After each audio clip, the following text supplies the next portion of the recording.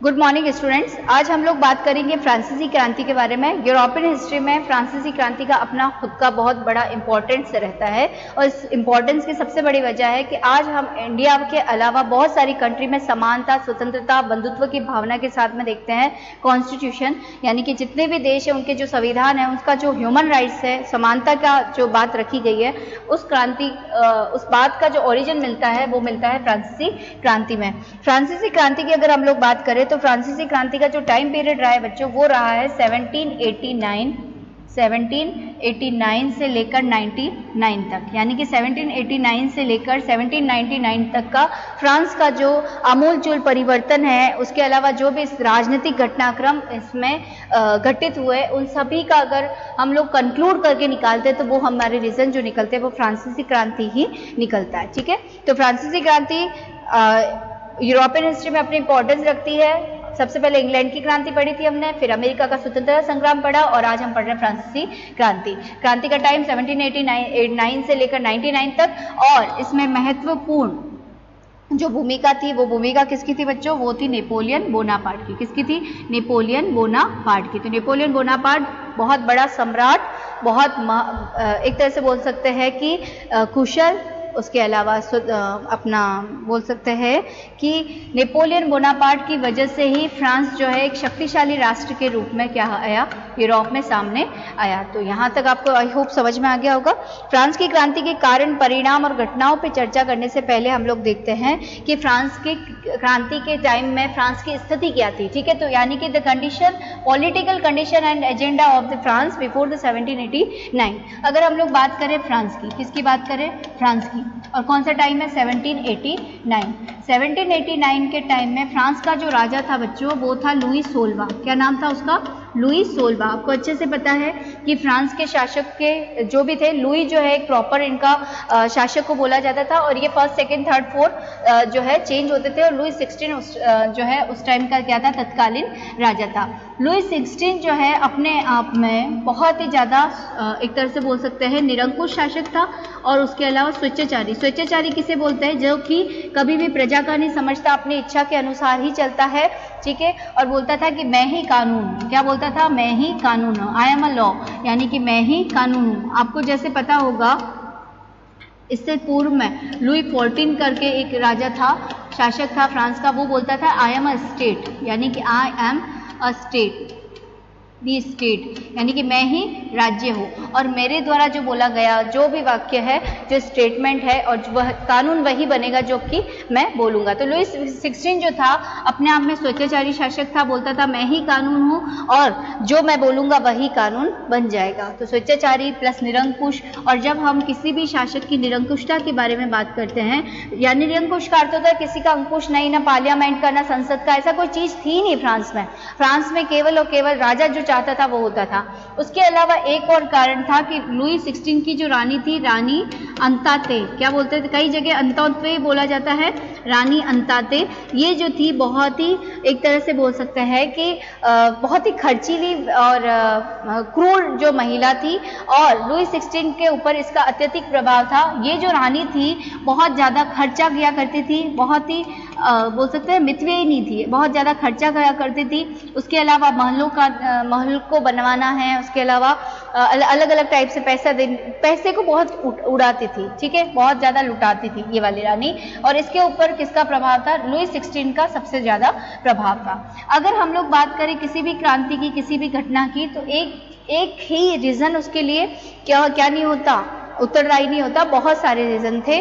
तो पूर्व में हम लोग देखते हैं 1789 में लुई 16 राजा है, स्वेच्छाचारी, निरंकुश है, उसकी रानी है, खर्चा करती रहती है, बहुत ही ज़्यादा खर्चीली, बहुत ही ज़्यादा क्रूर महिला है, दया भावना कुछ नहीं है, और इसके ऊपर इसका अत्यधिक प्रभाव है। सेकेंड साइड अगर हम लोग देखें पॉपुलेशन ऑफ फ्रांस, यानी कि फ्रेंच के जो सिटीजन थे उनकी बात करें, तो उस टाइम में फ्रांस की जो जनता थी, ठीक है, यानी कि फ्रांस की जो प्रजाजन थी वो 3 भागों में, नागरिक जो थे 3 भागों में क्या थे? विभक्त थे। कितने भागों में बच्चे? 3 भागों में। इन तीनों का नाम आपको याद रखना है। ठीक है, पहला था फर्स्ट स्टेट। ठीक है, पहला क्या था? First state. दूसरा क्या था? Second state. और तीसरा क्या था? Third state. अब फर्स्ट स्टेट, सेकेंड स्टेट और तीन, यानी कि आप देख सकते हो कि राजा जो था राज्य का सर्वोच्च अधिकारी था। उसके अलावा जो प्रजाजन थे वो तीन भागों में बटे हुए थे, फर्स्ट स्टेट, सेकेंड स्टेट और थर्ड स्टेट। फर्स्ट स्टेट में कौन आता था? पोप, पादरी, चर्च, ये जो जितने भी धार्मिक गुरु लोग थे, धार्मिक क्रिश्चियन थे जिनका संबंध सीधा सीधा चर्च से था, वो फर्स्ट स्टेट में आते थे। सेकेंड स्टेट में कौन आते थे? कुलीन है, नोबल्स है, वेसल्स है। कुलीन व्यापारी वर्ग जो था, कुलीन और सामंत वर्ग जो था, प्रशासनिक अधिकारी बोल सकते हो आप, जितने भी प्रशासनिक अधिकारी होते थे, ठीक है, आज के आईएएस आईपीएस समझ सकते हो, ये सेकेंड स्टेट में आते थे। और थर्ड स्टेट में कौन आते थे? तो वो आते थे बच्चों व्यापारी वर्ग, शिक्षित वर्ग, जितने भी डॉक्टर्स है, इंजीनियर्स है, टीचर्स है, क्लियर, फिर कृषक वर्ग, मजदूर वर्ग, क्लियर, ये शिल्पकार, ये जो वर्ग था ये पूरा का पूरा थर्ड स्टेट में आता था। अब देखो फ्रांस की प्रजा तीन भागों में विभक्त है, नागरिक तीन भागों में विभक्त है, और ना केवल विभक्त है बल्कि इनके ऊपर कानून भी अलग अलग है। अब फर्स्ट स्टेट क्या करता था? इसको कुछ विशेषाधिकार प्राप्त था। फर्स्ट स्टेट को और सेकेंड स्टेट को स्पेशल राइट थे कि किसी भी तरह का टैक्स पे न करेंगे। They are not paying any penny, यानी कि कोई भी टैक्स जो है ये क्या नहीं करते थे? पे नहीं करते थे। टैक्स का केवल और केवल लोड जो था किसके ऊपर था? थर्ड स्टेट के ऊपर। सेकेंड विशेषाधिकार आपको याद रखना है कि जिसे हम कानून बोलते हैं, ठीक है, जिसे हम क्या बोलते हैं? कानून बोलते हैं, या फिर हम बोल सकते हैं कि कर निर्माण करने का अधिकार, कानून बनाने का अधिकार जो था वो फर्स्ट स्टेट को था, एग्जीक्यूट करने का अधिकार सेकेंड स्टेट को था, और किसके ऊपर लागू था? थर्ड स्टेट, ठीक है। तो who is responsible for the execution of the tax?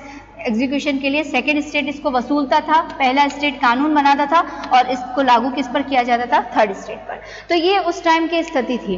अब हुआ क्या कि लुई 14 ने अपने टाइम में, कौन? लुई 14 ने अपने टाइम में फ्रांस को नंबर 1, यानी कि आप बोलते हैं, जब मैंने आपको पढ़ाया G3 का कॉन्सेप्ट पढ़ाया है, गॉड, गोल्ड एंड ग्लोरी, यानी कि आपका राष्ट्र सर्वश्रेष्ठ है, आपके ऊपर समृद्धि, आप एक बहुत ही समृद्धशाली क्षेत्र राज्य के राजा है, और उसके अलावा आपके पास में बहुत सारा पैसा होना चाहिए। तो लुई 14 ने अपने टाइम में यूरोप में राजनीतिक घटनाक्रम के दौरान कहीं पर भी क्रांति होती थी, विद्रोह होता था, तो उस विद्रोह में हिस्सा लेने के लिए हमेशा फ्रांस जो है खड़ा रहता था। ये चीज याद रखना। लुई 14 तक बात सही थी, लेकिन लुई 15 और 16 के टाइम तक आते आते फ्रांस के ऊपर आर्थिक दुर्दशा का ऐसा घटनाक्रम आया जिसकी वजह से फ्रांस को आर्थिक स्थितियों से क्या करना पड़ा? गुजरना पड़ा। यानी कि आर्थिक दुर्दशा का मतलब यह है कि आपके पास में इनकमिंग अमाउंट जो है वो कम है, लेकिन आउटगोइंग, यानी कि एक तरह से बोल सकते हैं कि आपको जितना पेमेंट है करना है, यानी जितना पैसा चाहिए वो कम है, यानी कि आपके पास में पैसा कम आ रहा है लेकिन आपके खर्चे क्या है? बढ़ते जा रहे हैं। फॉर एग्जाम्पल, अगर हम लोग केवल लुई 16 की बात करें तो लुई 16, क्योंकि जस्ट मैं आपको एक एग्जाम्पल दे रही हूँ कि लुई 16 मान लो एक वर्ष का अपना 1 करोड़ निकालता है, ठीक है, 1 करोड़ रुपए उसको चाहिए, और 1 करोड़ रुपए तो आ रहे हैं, लेकिन वो खर्चा कितने का कर रहा है? 2 करोड़ का, तो 1 करोड़ का किल्लत आएगा, ठीक है। तो यही चीज हो रही थी कि आर्थिक फ्रांस जो है अन्य तरीके से आर्थिक दुर्दशा से गुजर रहा था। जब लुई 16 को ये पता चला कि भाई हमारे पास में टैक्स जो है कम आ रहा है, पैसा कम आ रहा है, किस तरह से हम अपनी आर्थिक स्थिति को सुधारेंगे, और अगर आर्थिक देखो ये वो घटनाक्रम है जब आपके पास में सबसे ज्यादा सर्वोच्च सेना होनी चाहिए, मिलिट्री वेपन्स होने चाहिए, तो ये सारी चीजें सोचकर लुई 16 ने उस टाइम क्या किया? कुछ अर्थशास्त्रियों को अपॉइंट किया, जो भी इकोनॉमिस्ट होते हैं उनको क्या किया? इसने अपॉइंट किया, और उससे पूछा कि फ्रांस की स्थिति को, इकोनॉमिकल कंडीशन को किस तरह से, किस एस्पेक्ट में हम अच्छा कर सकते हैं। तो उन्होंने सजेशन दिया कि आप क्यों ना फर्स्ट स्टेट और सेकेंड स्टेट से, जो कि अब तक आप टैक्स नहीं लेते हैं, थर्ड स्टेट के बराबर ही टैक्स लिया जाए। पहला पॉइंट अर्थशास्त्रियों ने क्या बोला कि जो आप कर बना रहे हो, जो टैक्स है और फर्स्ट और सेकेंड स्टेट नहीं देता है, उससे लेना आप क्या कर दो? शुरू कर दो। सेकेंड क्या बोला? क्योंकि देखो थर्ड स्टेट में हमेशा कौन से मजदूर वर्ग, शिक्षित वर्ग, कृषक वर्ग, इनका खुद का बेचारों के पास में पैसा इतना नहीं है, इनसे ले रहे हो, तो इनसे क्या करो? फर्स्ट और सेकेंड स्टेट तो समृद्धशाली है, आर्थिक रूप से बहुत सुदृढ़ है, तो इनसे तो लो डबल, और थर्ड स्टेट से जो है उतने ही लो। उसके अलावा कुछ इस टाइप के टैक्स जो कि थर्ड स्टेट से आप ले रहे हो, वो जरूरी नहीं है उसको खत्म करके किससे लो, फर्स्ट और सेकंड स्टेट। तो सीधा सीधा जो आघात था वो किसके ऊपर आने वाला था, फर्स्ट और सेकंड स्टेट के लिए। लुई 16 ने सोचा कि भाई फर्स्ट और सेकंड स्टेट तो दे ही सकता है पैसा, क्यों third state, first state second state में धनाढ़ व्यक्ति बैठे हुए हैं, अच्छी खासी सैलरीज वसूलने वाले व्यक्ति बैठे हुए हैं, वो भी दे सकते हैं। अब लुई 16 ने क्या किया, एक स्टोरी की तरह समझना, लुई 16 ने उस टाइम में, लुई 16 ने 200 वर्ष बाद में, यानी कि पहले होता होगा लेकिन कोई एक संसद हो, पार्लियामेंट हो, डायरेक्टरी हो, उसकी स्टेट जनरल की बैठक बुलाई। क्या बुलाई, स्टेट जनरल की बैठक। ये स्टेट जनरल की बैठक बुलाते ही फ्रांस के लोगों में क्या अलग तरीके की क्रांति का सोचा, वो हम लोग अभी पढ़ेंगे, ठीक है। लुई 16 ने स्टेट जनरल की बैठक बुलाई और इस स्टेट जनरल की बैठक में कानून ये बनने वाला था कि जो टैक्स केवल थर्ड स्टेट देता है, अब वो कौन देगा, फर्स्ट और सेकंड भी देगा। तो फर्स्ट स्टेट, सेकंड स्टेट और थर्ड स्टेट के लोगों को बुलाया गया और कानून निर्माण किसके ऊपर होना था कि टैक्स जो है अब सब पर लगेगा। बट ऑब्वियसली बात है, आप इतने सालों से टैक्स पे नहीं कर रहे और एकदम से आपको बोले कि ये देना पड़ेगा, तो आपको आंखों में चुभेगा वो चीज़। तो वो चीज़ किसको पसंद नहीं आई, फर्स्ट और सेकंड स्टेट। थर्ड स्टेट हालांकि खुश था, लेकिन थर्ड स्टेट बोल रहा था कि ये कानून तभी बनेगा जब हमें मत देने का अधिकार बराबर मात्रा में मिलेगा। देखो, मैंने लास्ट स्लाइड में आपको विशेष अधिकारों की बात की, उसी विशेष अधिकारों में से आपको कंक्लूड करके ये समझना है कि अगर फर्स्ट स्टेट के पर्सन 50 बैठे हैं, ठीक है, सेकेंड स्टेट के 50 बैठे हैं और थर्ड स्टेट के भी कितने बैठे हैं, 50 बैठे हैं। समझना, जस्ट एग्जांपल दे दूं, ठीक है, ये एग्जाम्पल है, ऐसा नहीं कि इतने ही लोग थे। फर्स्ट स्टेट के 50 लोगों का 50 मत गिना जाएगा, सेकेंड स्टेट के 50 गिना जाएगा, लेकिन यहाँ पर जो ये 50 है ना, ये किसी न किसी वर्ग को डिफाइन कर रहे हैं। यानी कि बोल दिया गया कि अगर शिक्षित वर्ग है या टीचर वर्ग है तो आपको टोटल 10 जनों को ही मत देने का अधिकार है।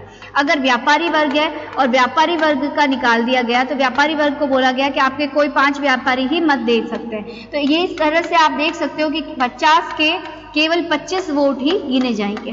तो इससे थर्ड स्टेट को प्रॉब्लम थी कि कुछ भी हो जाए 1+1 जो है हमेशा ज़्यादा ही होगा और कानून जो है हमेशा इनके अधिकारों के ही क्या करेगा, रक्षा करेगा।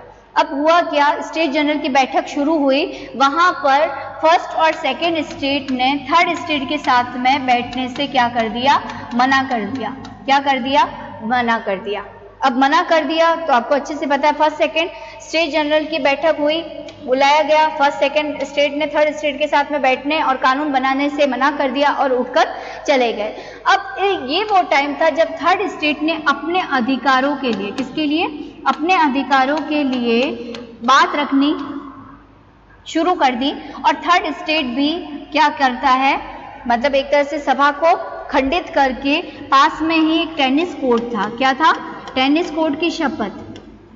ये कई बार आपके छोटे क्वेश्चंस में आता है, स्मॉल जो आपके ऑब्जेक्टिव या फिर किसी न किसी चीज़ में पूछा जाता है।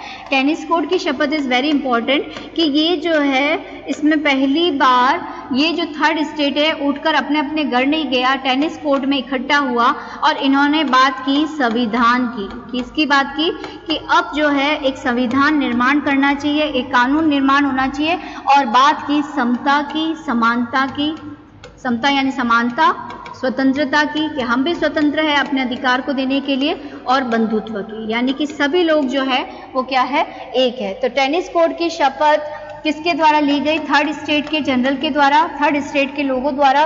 और इसमें जो नेतृत्व किया बच्चों, वो क्या, शिक्षित वर्ग ने। किसने, शिक्षित वर्ग, या फिर आप बोल सकते हो ये शिक्षित वर्ग जो है एक तरह से मध्यम वर्ग के रूप में उभरेगा, ठीक है। शिक्षित वर्ग या मध्यम वर्ग ने इनका डायरेक्शन दिया और बोला कि अब हमारे जो फ्रांस है, फ्रांस में केवल और केवल राजा की नहीं चलेगी, फर्स्ट और सेकेंड स्टेट की नहीं चलेगी, हम लोग भी इक्वल है, we are also talking about the equality. और जब इक्वालिटी की बात हो रही है तो जब हम पैसा दे सकते तो फर्स्ट और सेकेंड स्टेट तो हमारे से संपन्न वर्ग है, उन्हें भी देना चाहिए।